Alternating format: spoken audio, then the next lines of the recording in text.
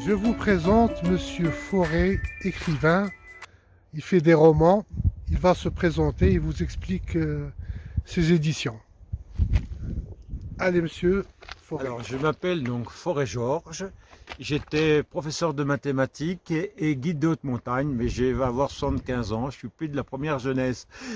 J'ai écrit Mémoire de rhododendron, paru fin 2018, début 2019. Et j'ai fait partie des nominés à Passy en Haute-Savoie en août 2019, quand il y avait des événements. Le Covid m'a impacté, comme tous les nouveaux auteurs, dans les librairies. Et depuis peu de temps, j'ai créé un site www.mémoire-de-rhododendron.fr. On peut voir les peintures, parce que je suis aussi auteur de la première de couverture et des peintures qui ont trait au roman. Et sur ce site, on peut donc trouver les peintures, des témoignages de lecteurs et puis des extraits du roman, plein de renseignements. Mon livre se trouve en édition aux éditions de Londe et le distributeur d'Audin le diffuse à la FNAC, enfin dans toutes les librairies et toutes les grandes librairies, Cultura, etc. etc. Voilà, j'ai souffert du Covid comme tout le monde, c'est pour ça que j'ai fait ce site. Sinon, mon livre fait 740 pages. C'est une très belle histoire d'amour qui commence en 1966 à Dijon pour finir à la Paraché qui domine au Soie en février 2015. Je peux m'arrêter là si vous voulez. Comme vous voulez. Hein. Attendez. 1, 2, 3. Allez-y, monsieur.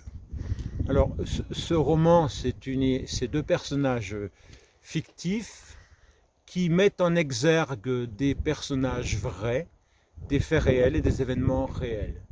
L'histoire commence à Dijon en 1966, dans le milieu universitaire, et donc mai 68 à Dijon. Une tentative d'ascension à l'Everest en 1970, 8300 mètres de gagné, sans oxygène. Et le guide aux ouches, puisque j'étais professeur de mathématiques et guide de haute montagne, et avec des clients, je parle des clients qui étaient pittoresques, qui avaient une grande valeur humaine et qui méritaient qu'on parle d'eux. Et puis l'avalanche des chasseurs alpins qui a impacté les deux villages de Bonneval et d'Aussois le 5 septembre 1996, une grosse avalanche qui a coûté la vie à 4 appelés et en a blessé 7 autres. Et c'est le premier procès gagné de toute l'histoire de France contre l'armée parce qu'un officier a fait pas mal d'erreurs. Voilà, le tout est sans haine et je raconte la vérité. Ça fait plaisir.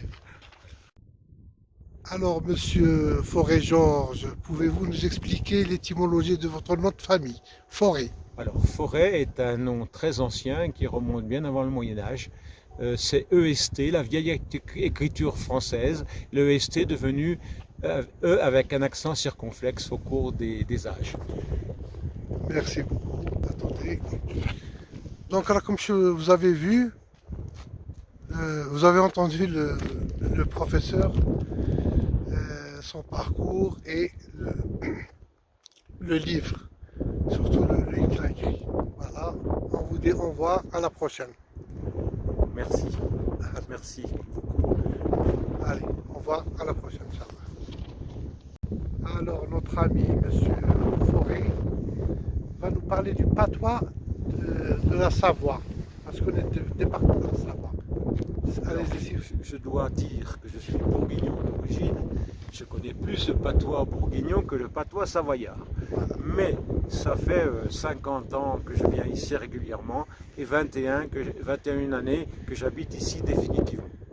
Alors, au gré des années, j'apprends quelque chose. J'habite au Soie. Le vrai nom d'Aussois, c'est Oé. Et ça veut dire soleil et ça remonte à très très loin. C'est vraiment un mot de patois typique du coin. Alors après, il y a d'autres mots, mais je n'ai pas présent à l'esprit.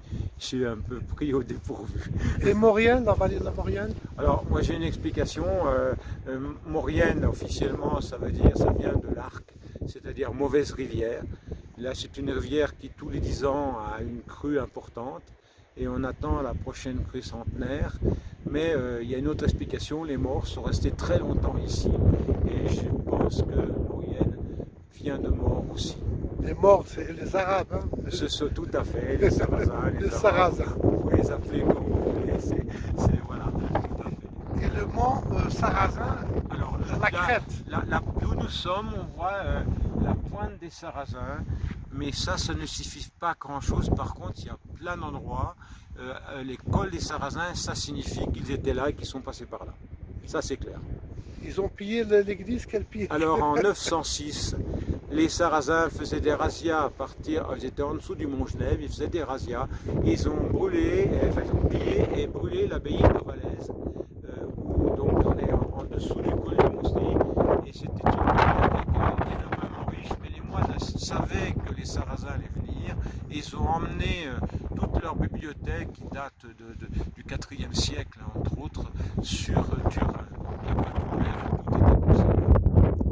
Donc ils sont passés par les Alpes, c'est ça? Tout à fait, oui. Genève, c'est en dessous, c'est un col qui est en dessous, Gap, etc. Donc, voilà.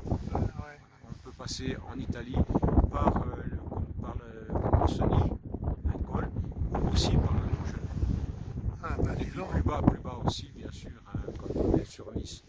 Sur Voilà. Nice, oui. Ah ben c'est gentil, merci. Ah ben vous voyez, un peu d'histoire. Ah, yallah, Rabia. Aïe, salam alaikum.